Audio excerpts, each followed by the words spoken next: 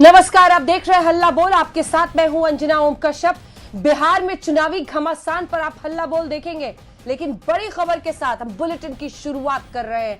मथुरा में मंदिर में नमाज पढ़ने के मामले में गिरफ्तारी हुई है। जी हां, इस जानकारी के साथ आज हम हल्ला बोल की शुरुआत कर रहे हैं। मथुरा के मंदिर में नमाज पढ़ने का मामला, नमाज पढ़ने वाला फैसल खान गिरफ्तार कर लिया गया है और उसकी गिरफ्तारी दिल्ली के जामिया नगर से हुई है। दरअसल मंदिर में नमाज पढ़ने का यह मामला तूल पकड़ता चला जा रहा था। पहले तो मथुरा के इस मंदिर में गंगा जल से पूरी सफाई हुई। इसने अपनी तरफ से तमाम दलीलें दी, परमिशन की बात कही, लेकिन सबको मंदिर परिसर और जो पुजारी हैं वहां उन्होंने इनकार किया था। और सवाल था कि क्या जानबूझकर साजिश के तहत धार्मिक भावनाओं को ठेस पहुंचाने के लिए किया गया था। बीजेपी इसे बड़ी साजिश करार दे रही थी और इस बीच इस पूरे मामले में बड़ा कदम उठाया गया है। फैसल खान जो नमाज पढ़ रहा था, जिसकी तस्वीर आप देख रहे हैं, उसे गिरफ्तार कर लिया गया है। और अब बात बिहार के चुनावी घमासान की। जी हां, अब दूसरे पड़ाव पर बिहार का चुनाव पहुंचने वाला है, क्योंकि कल 17 जिलों के 94 सीटों पर वोटिंग होने वाली है। दूसरे दौर का मतदान होगा, लेकिन सवाल यही है कि जनता किस पर विश्वास करेगी। वो बात जो बीजेपी एनडीए समझा रही है कि हमें ही वोट दीजिए वरना जंगल राज आ जाएगा, या फिर दूसरी तरफ से जो नौकरियों की सौगात थमाई जा रही है।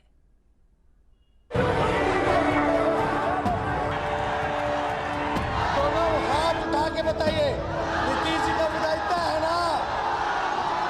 जब तय है तो हमने भी फैसला किया है। हम लोगों ने अपराध से छुटकारा दिलवाया, तरक्की के रास्ते पर ले जाने की कोशिश की। मिथिलांचल को केवल अंगूठा दिखाने का काम किया डबल इंजन की सरकार ने। 15 वर्षों के कार्यकाल में नीतीश कुमार ने बहुत ही अच्छा काम किया है बिहार के विकास के लिए। लालटेन जलता था ना, कभी सोचा था कि बिजली आएगी?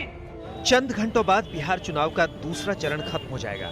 94 सीटों पर करीब 1,500 उम्मीदवारों की किस्मत ईवीएम में कैद हो जाएगी, जिसमें महागठबंधन की ओर से मुख्यमंत्री पद के उम्मीदवार तेजस्वी यादव भी शामिल है। लेकिन तेजस्वी को अपनी चिंता नहीं, बल्कि महागठबंधन को सत्ता पर काबिज करवाने की फिक्र है। तो हमने भी फैसला किया है कि मुख्यमंत्री रहते पहला कदम अगर मेरा चलेगा तो एक साथ देश के इतिहास में पहली बार 10 लाख नौजवानों को सरकारी नौकरी पहले मंत्रिमंडल की बात करेगा। उधर कल नीतीश के गृह जिले नालंदा की 7 सीटों पर भी वोटिंग है।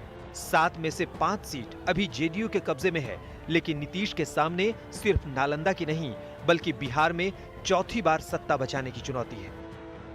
बिहार में 15 साल से बिहार के मुख्यमंत्री नीतीश कुमार जी हैं।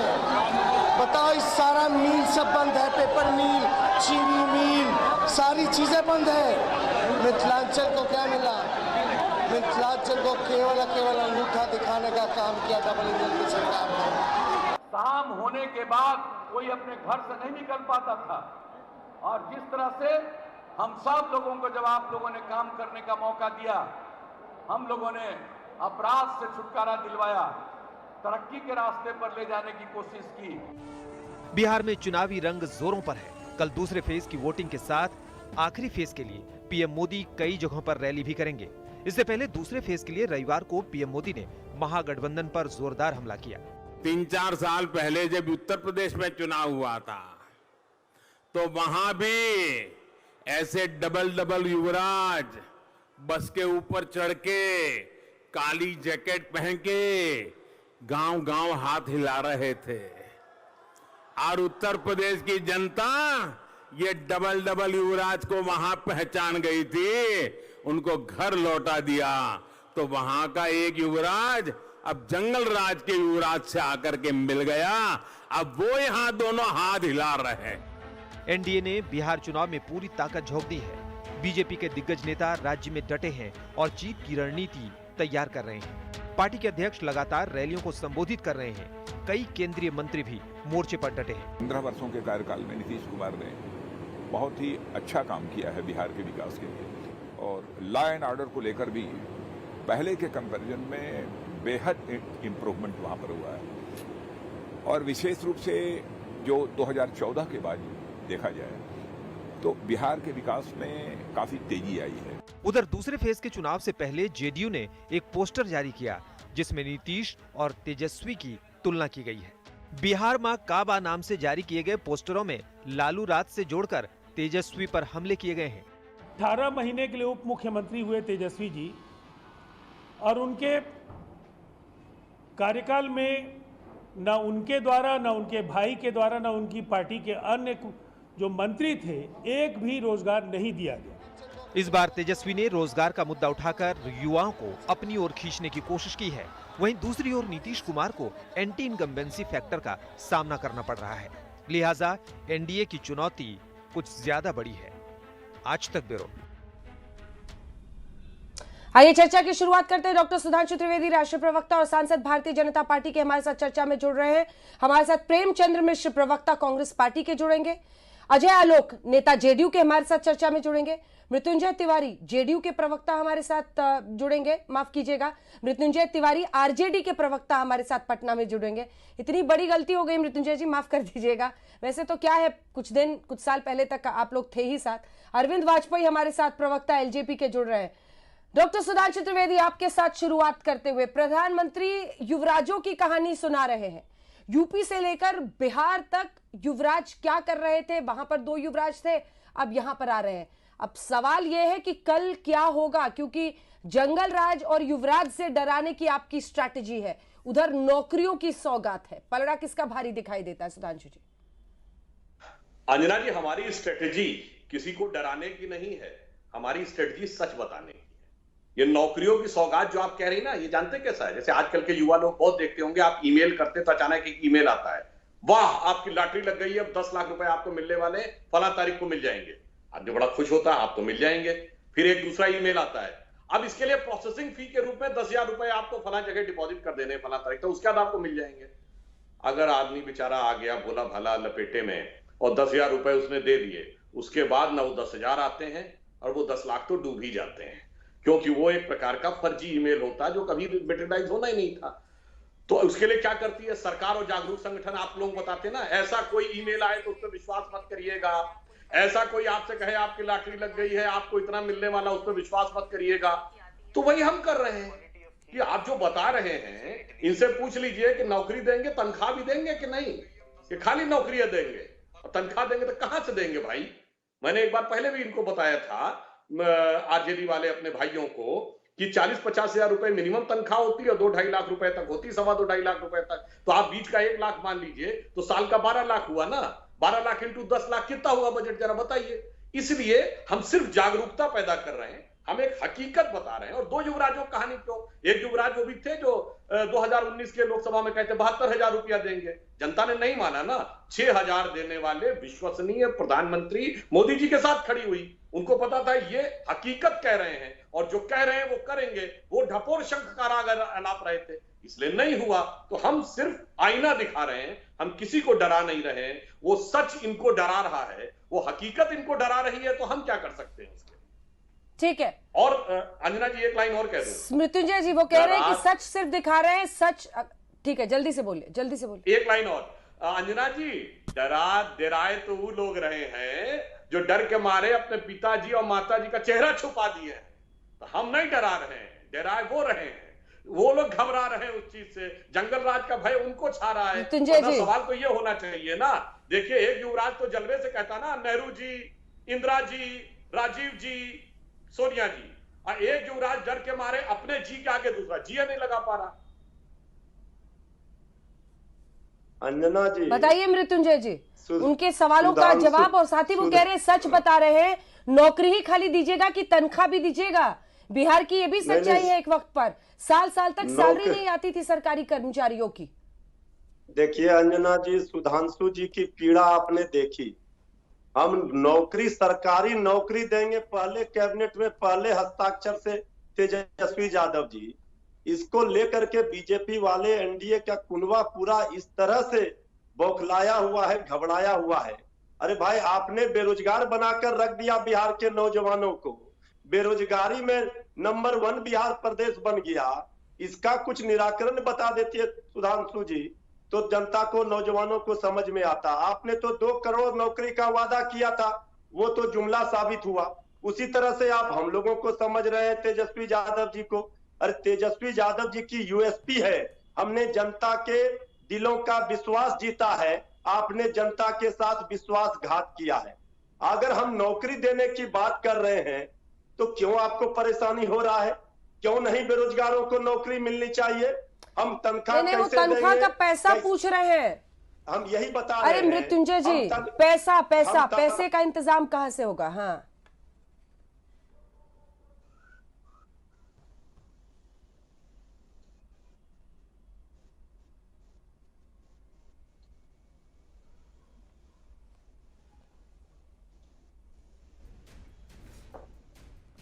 मृत्युंजय जी आपकी आवाज नहीं आ रही है। मृत्युंजय जी की आवाज नहीं आ रही है। ठीक है, जल्दी से एक बार अजय आलोक जी के पास चलते हैं। अजय आलोक जी, वो तो पूरी तैयारी के साथ चुनावी मैदान में उतर रहे हैं। अच्छा खासा गणित है, पूरा मैथ्स है जिसके साथ वो समझा रहे हैं कि पैसा होगा। पहले तो 4-4.5 लाख के आसपास की, आप कभी 3 लाख बताते हैं, कोई 3,10,000 बताता है। जितनी भी है सरकारी नौकरियां रिक्त है, ये तो एक सच्चाई है ही ना। तो उतना तो कम से कम फौरन वो कह रहे हैं कि शुरू करेंगे, और बाकी उनके पास प्रावधान है जिस पर आप सोए रहे। अजय जी, मैंने आपके शो पे भी कहा था अंजना जी कि सरकारी आंकड़े मैंने दिए थे कि 1,73,600 नौकरियां खाली हैं, जिसमें 70,000 पे ऑलरेडी प्रोसेस इनिशिएट किया जा चुका है आचार संहिता लगने के पहले। लेकिन जिसको खैर झूठ बोलना हो उसके लिए कोई मनाही नहीं रहती है। देयर इज नो बैरियर, आप बोलते रहिए। संस्कृत में एक कहावत है, वचनम किम दरिद्रम, बोलते रहिए। कोई बोलने से दरिद्र थोड़ी ना हो जाता है। तो बोल रहे बेचारे। देखिए मेरे हाथ में उनका एक ट्वीट है, कल ही के तेजस्वी यादव ने ट्वीट किया कि बेरोजगारी दर नीतीश कुमार बताए 46.6% क्यों है, एनसीआरबी के डेटा में बिहार अव्वल क्यों है। दूसरा मेरे पास आंकड़ा है सीएमईआई का 31 अक्टूबर का, जो कहता है कि नीतीश कुमार 46.6% बेरोजगारी जो मार्च में हुई थी, अंत में 31 मार्च को, उसको 31 अक्टूबर को घटा के 9.8% पे ले आए। पता नहीं है बेरोजगारी दर कल उनको 46% कहां से दिखी। मेरे पास दूसरा फिगर है एनसीआरबी का, जो कहता है कि बिहार अपराध के मामले में 23वें नंबर पे है। तो झूठ बोलना है, बोलते जाइए। जंगल में मोर नाच रहा है, किसने देखा है? 10 लाख नौकरी भी दे दीजिए, सरकार में 4.5 लाख पद रिक्त कर दीजिए। भगवान कुबेर का आशीर्वाद है, होटवार जेल से वहां पे आरबीआई की टकसाल लग जाएगी, सब आते जाएगा। सवाल क्रेडिबिलिटी का है अंजना जी, मैंने आपके शो पे भी कहा है, क्रेडिबिलिटी क्राइसिस है यहाँ पे। 15 साल में जब बिहार और झारखंड एक थे, तब मात्र मिला के 90,000 नौकरियां इन लोगों ने जनरेट की। अभी आपने खुद कहा कि साल भर लग जाता था, यहाँ पे तनख्वाह नहीं मिलती थी कर्मचारी को। शिक्षक और बाकी 4th ग्रेड तो छोड़ दीजिए, आईएएस आईपीएस को तनख्वाह नहीं मिलती थी, जिसकी तनख्वाह केंद्र से आती है। ये हाल था बिहार का। वित्तीय बजट व्यवस्था को चरमरा के रख दिया था। जिस व्यक्ति को, जिस पार्टी को गवर्नेंस का जी नहीं पता हो, वो क्या बात करेगा? हम क्या इनसे बहस करें? आप चाहती हैं कि मैं अपना सर तोड़ लूं? ये नहीं समझेंगे। पहले कैबिनेट में पहला सिग्नेचर से 10 लाख नौकरी देंगे, क्योंकि जानते हैं ना 9 मन तेल होगी, ना राधा नाचेगी, ना सरकार बनने वाली है, ना कैबिनेट होने वाली है। नहीं बनेगी तो बड़ा अच्छा मौका रहेगा। हमने तो कहा था हमारी सरकार नहीं बनाई, नहीं तो देखो हम ये कर देते। ये अगले 5 साल की तैयारी, ये 2025 में फिर इसी तरह से आएंगे करते। ठीक है, यही सवाल लिए चलते प्रेमचंद्र मिश्रा जी के पास। प्रेमचंद्र मिश्रा जी, वो कह रहे हैं ना नौमन घी होंगे, ना राधा को नाचना। कुल मिलाकर सवाल यही है कि लोगों को विश्वास करना है। देखिए जिस तरह की परेशानियां हैं लोगों को, हर कोई चाहता है कि जो भी सरकार आए वो नौकरियों के लिए तैयारी करे। बीजेपी भी 19 लाख कह रही है, लेकिन वो नौकरी के अवसर कह रहे हैं, ये सीधा सरकारी नौकरियां कह रहे हैं। इस पर भरोसा करने वाले लोगों की कमी हो रही है। अगर आप कुछ किसी तरह से समझा सकते हैं, कोई गणित तो बताइए, क्योंकि कई सवाल उठ रहे हैं। अंजना जी, मैं सुधांशु जी को सुन रहा था। अरे जितनी घोषणा प्रधानमंत्री जी ने बिहार को लेकर और देश के लोगों को लेकर की है, हम 2 करोड़ हर साल में देंगे, हम बिहार को स्पेशल स्टेटस देंगे, हम बिहार को 1.25 लाख करोड़ का पैकेज देंगे, तो एक भी वादा पूरा नहीं हुआ। तो भरोसा उन पर लोग क्यों करेगा? आप 10 लाख नौकरी के वेतन सैलरी का क्वेश्चन उठा रहे हैं, वो लोग जो 19 लाख नौकरी रोजगार देने की बात कर रहे हैं। यहाँ तो क्रेडिबिलिटी क्राइसिस बीजेपी और जेडीयू के लिए, उनके नेताओं पर है, हमारे ऊपर नहीं है। हमने अपने घोषणा पत्र में स्पष्ट रूप से लिखा है कि हम पहले दस्तखत से, पहली कैबिनेट में पहली दस्तखत से 10 लाख नौकरी देंगे। 4.5 लाख के करीब सरकारी नौकरियां, टीचर, डॉक्टर, मेडिकल स्टाफ, कई अन्य फील्ड में जो वैकेंसी सिपाही, पुलिस के विभाग में, उसकी भर्ती क्यों नहीं की गई? यह सरकार की अकर्मण्यता थी कि आपने वेतन कि नाम पर अपनी को कुछ छुपा कर रखा, बेहतर नहीं था इसीलिए नहीं दिया। तो फिर सरप्लस बजट की बात क्यों करते थे? आप क्यों कहते कि पहले ये बजट था, आप देखिए कितना बजट हो गया, 2 लाख करोड़ से ऊपर का बजट आपका है, फिर आप सैलरी नहीं दे पाते हैं। अंजना जी, मैं आपको बताना चाहता हूं, आज भी स्कूलों के टीचर, विश्वविद्यालयों के शिक्षकों और सरकारी कर्मचारियों को वेतन 6 महीने के बाद ही मिलता है। आज भी वेतन रेगुलर टाइम पर नहीं मिलता है। ये कहने की बातें हैं कि गुड गवर्नेंस है, रूल ऑफ लॉ है। क्या रूल ऑफ लॉ है भाई? रोज मर्डर अपहरण हो रहे हैं। एनसीआरबी की जो रिपोर्ट है वो खुद बताता है कि बिहार में 150 गुना क्राइम बढ़ा है नीतीश जी के शासन में। ये हम नहीं बोल रहे हैं, मोदी जी का शासन, मोदी जी की एजेंसी बोल रही है। और न सिर्फ शिक्षा क्षेत्र में, न सिर्फ मेडिकल क्षेत्र में, स्वास्थ्य विभाग में, या आपकी सरकार फिसड्डी साबित है या केंद्र सरकार की रिपोर्ट में है।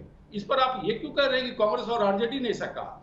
मैं समझता हूं कि लोगों को तेजस्वी यादव और कांग्रेस गठबंधन के ऊपर भरोसा करना चाहिए, क्योंकि हमने कहा कि पहली कैबिनेट में करेंगे, तो हमने उसके लिए कोई उपाय भी किए होंगे, तभी तो इतना बड़ा वादा किया है। तो वेट करिए फर्स्ट कैबिनेट मीटिंग की। ठीक है, और इनके और हमारे बीच में एक ही तुलना, अरविंद वाजपेयी ये फेल हुए हैं, ये फेल हो चुके हैं। इनकी बातें बार बार झूठी साबित हो चुकी है, तो उनके ऊपर क्यों भरोसा करेंगे? इसलिए मतदाता बिहार का हमारे रैलियों में बड़ी संख्या में अरविंद वाजपेयी जी, परेशानी अरविंद वाजपेयी जी और भाजपा वालों की। आपकी स्थिति अजीब है। नीतीश कुमार पर हमला करना है और बीजेपी से आप करीब भी रहना चाहते हैं। आप ही बता दीजिए, 10 लाख सरकारी नौकरी का वादा तेजस्वी यादव कर रहे हैं, आपको उस पर यकीन हो रहा है, या 19 लाख जो बीजेपी ऑफर कर रही है कि नौकरियों के अवसर पैदा करेंगे? देखिए, जहां तक मैनिफेस्टो में डिक्लेरेशन का सवाल है, अंजना जी, क्या किसी के खिलाफ कोई पीनल एक्शन है? मान लो मैनिफेस्टो में कोई चीज लिख दी और वो आप लागू नहीं करते, तो जनता आपको 5 साल बाद जवाब मांगेगी ना जी। अब जहां तक बीजेपी का सवाल है, बीजेपी ने तो जो मैनिफेस्टो में कहा है वो माना है।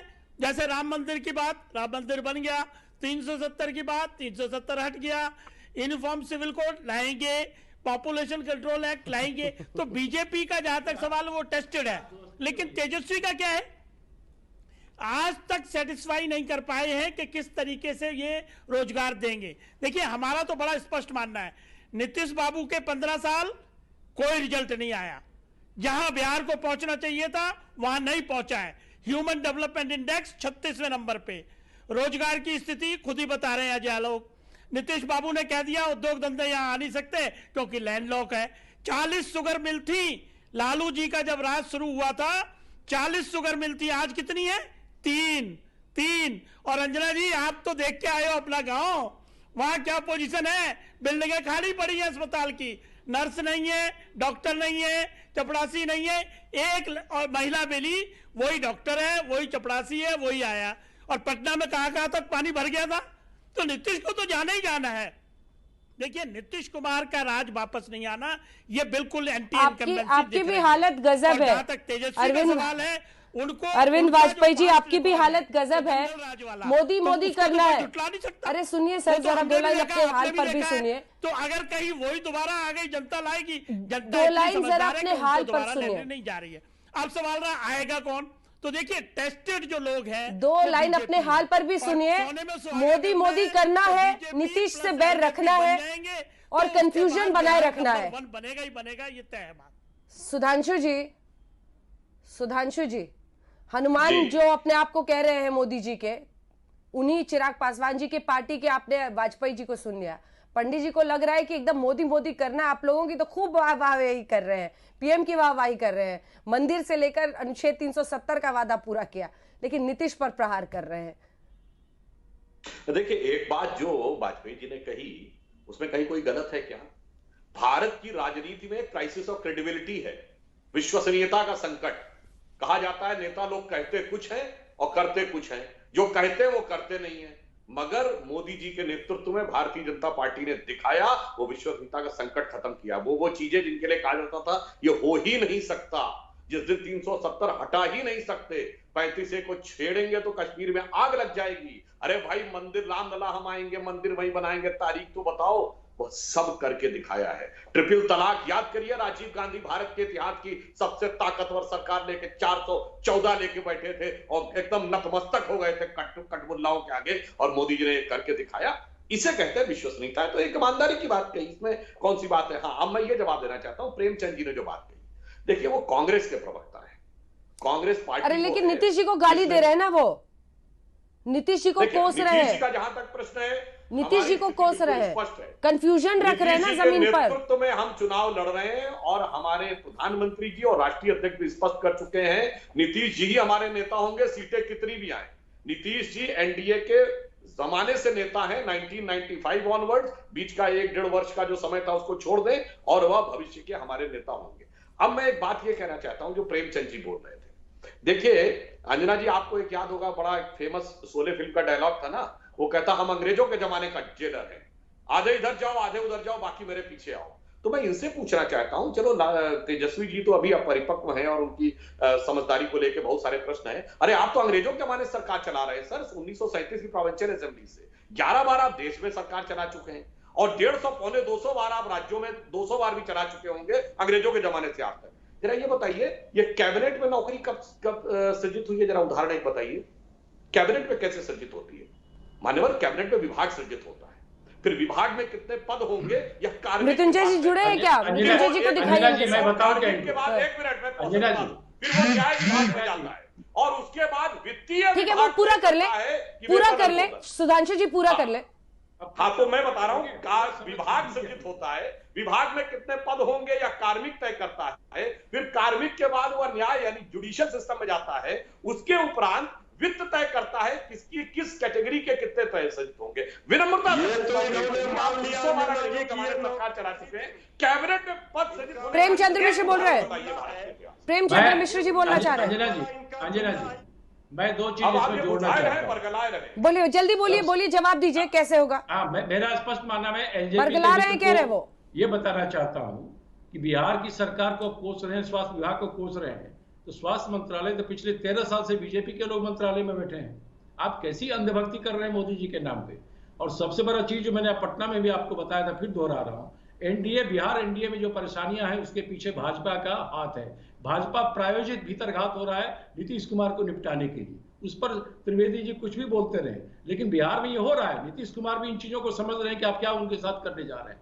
रही बात, ठीक है, ठीक है, ठीक है, ठीक है, सरकार अजय आलोक जी, कितनी वैकेंसियां हैं, उन 10 लाख नौकरी कैसे होगा? कैबिनेट ही पास करेगा। देखिए, मैं स्वास्थ्य विभाग है, शिक्षा विभाग, प्रेमचंद जी की बात का भी जवाब दूंगा। 1,60,000 टीचर्स की पोस्ट खाली लगता है प्रधानमंत्री जी का भाषण वाजपेयी जी ने ठीक से नहीं सुना, उसी कलम से होगा। बड़े साफ साफ शब्दों में प्रधानमंत्री जी ने कहा था, प्रेमचंद जी एक मिनट, बड़े साफ शब्दों में प्रधानमंत्री जी ने कहा था अपने रैली में करना नहीं चाहते कि नीतीश जी के परिवार से कौन है राज्यसभा में या लोकसभा किया, किसके चाचा है लोकसभा में, किसका भाई है लोकसभा? पर आरोप तो ये लग रहा है ना कि बीजेपी स्पॉन्सर्ड है। देखिए ना वाजपेयी जी, देखिए ना पंडित जी पीएम की तो खूब बड़ाई कर रहे हैं, बीजेपी की खूब बड़ाई कर रहे हैं अजय आलोक जी। सुनिए तो सही, अब सुनिए ना सही, आज सुबह ही चिराग पासवान जी के अच्छे बोल बीजेपी के लिए निकले हैं। आज सुबह ही प्रधानमंत्री जी ने तो अपनी रैली में कल साफ साफ कहा, आपने किसके भाई है क्या लोकसभा में, किसके चाचा है लोकसभा में, कौन अपने परिवार को आगे बढ़ाता है, तो ये किसके लिए ये शब्द थे,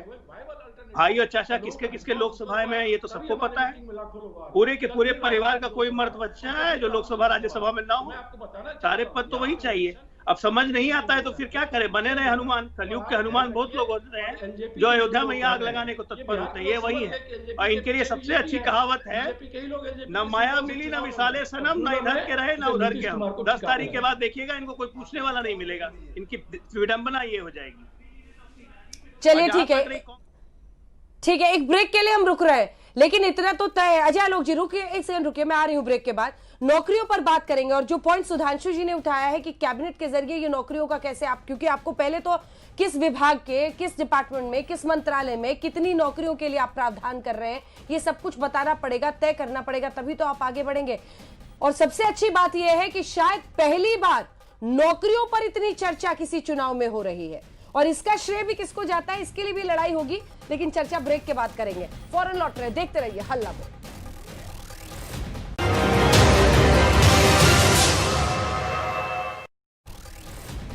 आइए चर्चा को फिर से आगे लिए चलते हैं। बिहार चुनावों के घमासान में दूसरा पड़ाव कल है, क्योंकि कल दूसरे दौर का 94 सीटों पर वोटिंग होनी है, और माना यह जाता है कि ये जो पूरा इलाका है जहां पर कल वोटिंग होनी है, यहां पर पिछली बार के चुनाव में एनडीए का दबदबा रहा था और अच्छा प्रदर्शन रहा था। लेकिन याद रखिए पिछले बार क्या था गणित और क्या थी केमिस्ट्री, पिछले बार जेडीयू आरजेडी के साथ और इस बार बीजेपी के साथ। लेकिन क्या होगा नजारा, उसी पर हम चर्चा कर रहे हैं। लेकिन सबसे महत्वपूर्ण यही है कि इस बार कम से कम नौकरियों पर, डेवलपमेंट पर, विकास पर खुलकर चर्चा हो रही है और उस पर ही सबसे ज्यादा मुद्दा इस बार बना है। चाहे अनुच्छेद 370 हो, राम मंदिर हो, तमाम बातें आ रही हैं, लेकिन नौकरी एक सेंट्रल फोकस पॉइंट बना हुआ है। जल्दी से आपको लिए चलते हैं मृत्युंजय तिवारी जी के पास। मृत्युंजय जी, जो सवाल सुधांशु जी उठा रहे हैं, जो प्रक्रिया पर सवाल उठा रहे हैं कि कैबिनेट बुलाएंगे और दस्तखत कर देंगे 10 लाख चिट्ठी पर, ये क्या होता है? मतलब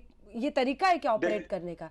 आप देखिए, तमाम किस मंत्रालय में, कहां पर कितनी जगह बनेगी, किस मंत्रालय में कितनी नौकरियां, कितनी है, ये सब आपको करना पड़ेगा ना पहले। देखिए अंजना जी, ये तो हमारी पहली जीत है, ये तो मानना पड़ेगा। बीजेपी ने, डबल इंजन की सरकार ने नौकरी देने के नाम पर हाथ खड़ा कर दिया है। वो कह रहे कैसे देंगे, पहले क्या है। अरे इच्छा शक्ति और संकल्प शक्ति है। कैबिनेट की पहली बैठक में जितनी रिक्तियां हैं, जो पद रिक्त हैं बिहार पुलिस में, शिक्षा जगत में, स्वास्थ्य में, ये सारे क्षेत्रों के जो रिक्त पद हैं, उस रिक्त पद पर हम जो वैकेंसी निकालेंगे पहले कैबिनेट में नौकरी देंगे। ये लोग पहले से क्यों इतने डरे हुए?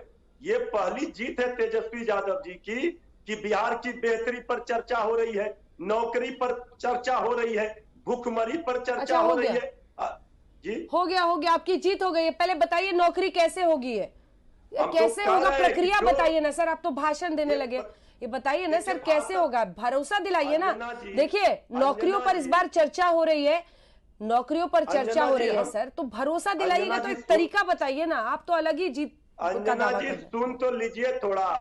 अरे हम लोग जुमलेबाजी नहीं करते। 2 करोड़ नौकरी का जिन्होंने वादा किया उनसे पूछिए ना कैसे वादा किए थे, उन्होंने बताया था क्या? हम तो कह रहे हैं कि जो वैकेंसी है, जो रिक्त पद हैं जिन जिन विभागों में, उन विभागों में हम उस रिक्त पद पर हम भरेंगे। हम फॉर्म का भी पैसा नहीं लेंगे, आने जाने का जो इंटरव्यू होगा उसका भी पैसा नहीं, उसका व्यवस्था भी तेजस्वी यादव की सरकार करेगी। अब ये कह रहे कैसे देंगे, कैसे दे देंगे, कैसे पैसा देंगे, इतना पेट में इनको दर्द क्यों हो रहा है?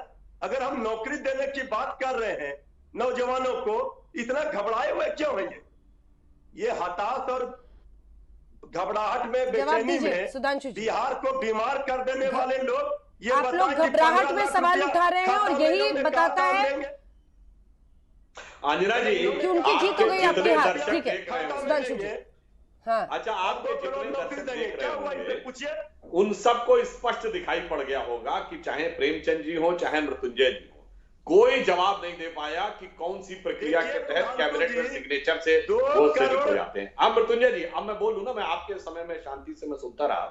देखिए जो ये कह रहे हैं, जो रिक्त पद है उसमें मैं बताया दे रहा हूँ, जो रिक्त पद होता है तो कैबिनेट थोड़ी है उसका अधिसूचना जारी करती है। पुलिस का होगा तो पुलिस विभाग जारी करेगा, और अगर हेल्थ का होगा तो हेल्थ विभाग जारी करेगा, जो स्टेट पब्लिक सर्विस कमीशन के होंगे वो जारी करेगा। ये भैया कैबिनेट कहां जारी कर रही है बताइए ना, इसीलिए हम कह रहे हैं बुझाए नहीं रहे। अब मैं एक और बात कहना चाहता हूं, आपने क्या क्या किया कैबिनेट में, ये तो बताइए। आपने अभी बात तो सुनिए, बताइए कैबिनेट में। हाँ बता रहे हैं, हमने अगर 2 करोड़ रोजगार के अवसर कहे थे, सरकारी नौकरी नहीं कहे थे, इसलिए जो हम कहे वो करके दिखाते हैं। मुद्रा योजना में 9.5-10 करोड़ लोगों को रोजगार के अवसर मिले, तो हमने जो कहा वो करके दिखाया।